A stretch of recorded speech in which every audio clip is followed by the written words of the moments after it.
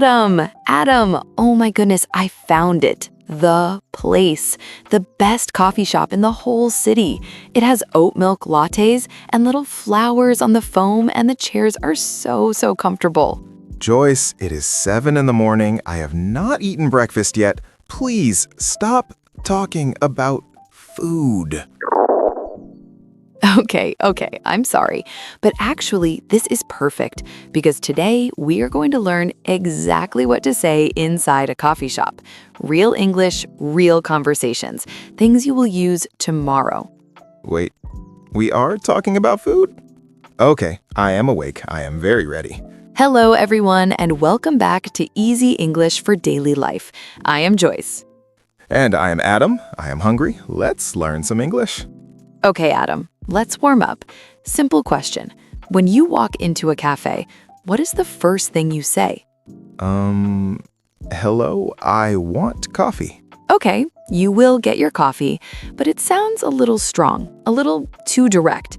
In English, especially in the UK, the USA, Canada, Australia, we like to sound a little softer, more polite. Softer? How? Instead of, I want coffee, we say, can I get a coffee, please? Or even better, I'd like a coffee, please. I'd like. I see. So I'd like sounds more polite than I want. Exactly. And this is so important. Let me explain why. I'd like is the short form of I would like. Now, here is a very common mistake that many beginners make. Many people say, I am wanting a coffee. But in English, we do not say I am wanting. The verb want describes a feeling, a state. We do not use ing with this type of verb. So always say I want, or better, I would like. Never I am wanting, okay? So I am wanting is wrong? Even though it sounds logical. Even though it sounds logical, yes, English is funny like that. Friends, this is exactly why we are here, to learn these things together, so you don't make the same mistakes I make. Okay, let's practice. Adam, repeat after me. Can I get a large coffee, please? Can I get a large coffee, please? Good. Now add with oat milk. Can I get a large coffee with oat milk, please? Wait, is it oat milk or oats milk? Great question. It is always oat milk. No S, just oat milk. 2 words together. Oat milk, got it. Now, ask me. Pretend I am the barista. Okay. Hi, can I get a large coffee with oat milk, please? Of course. Anything else for you today? Oh, I did not prepare for that question. All right, everyone, role play time. Let's imagine a situation. You walk into a coffee shop. It is Monday morning, you are tired, you are hungry, you have a meeting in 20 minutes. You need food and coffee fast. Are you ready? This is my actual life every day. I am very ready. Perfect. I will be the barista. Adam, you are the customer. And everyone at home, say the lines with Adam, out loud. Don't be shy. Nobody's listening. This is how you get better. Good morning. Welcome to Sunny Cup Cafe. What can I get for you today? Good morning. Can I get a large latte, please? With oat milk. Of course. Would you like anything to eat? We have croissants, muffins, and sandwiches today. Ooh, I'd like a croissant, please. Sure. That is 1 large oat milk latte and 1 croissant. Your total is $6.80. Here you go. Thank you.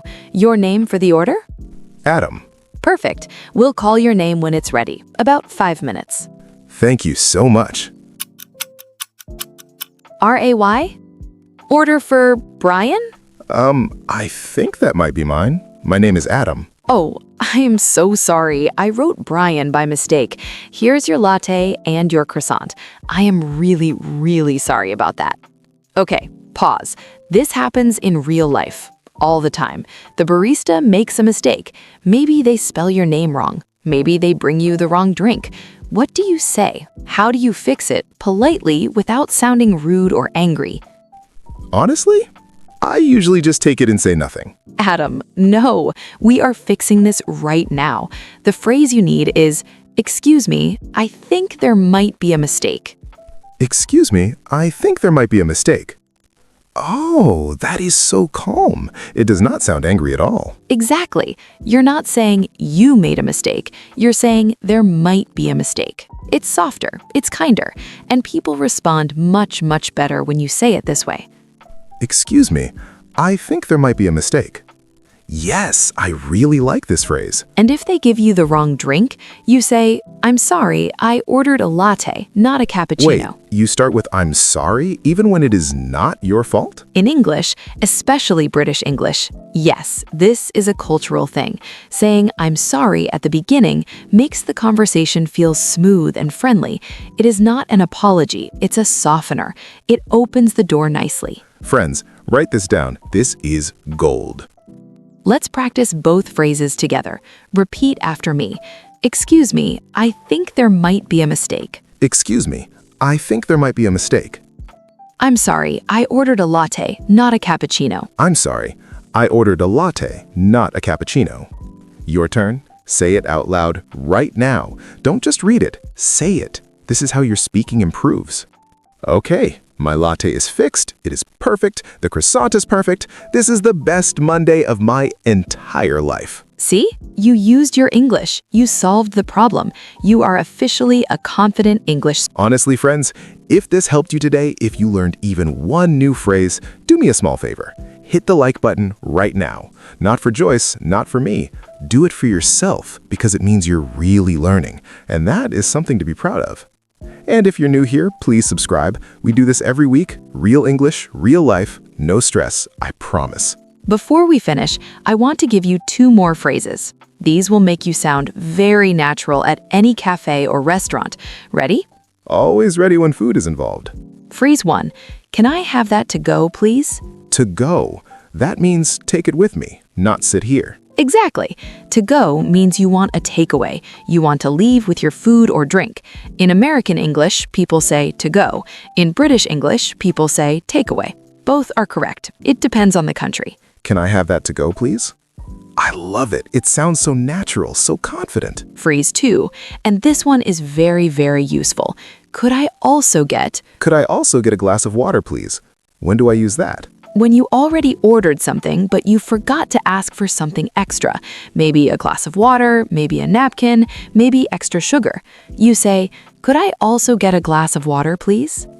Oh, also because I'm adding something to my order, not starting a new one. Exactly right. You are thinking like a native speaker. I really am. The hunger is definitely helping me focus today. Okay, rapid recap time. 5 key phrases from today. Fast. Are you ready? Ray, Number 1. I'd like a coffee, please. Polite, soft, beautiful. Number 2. Can I get that to go, please? For when you're in a hurry, like me, always. Number 3. Excuse me, I think there might be a mistake.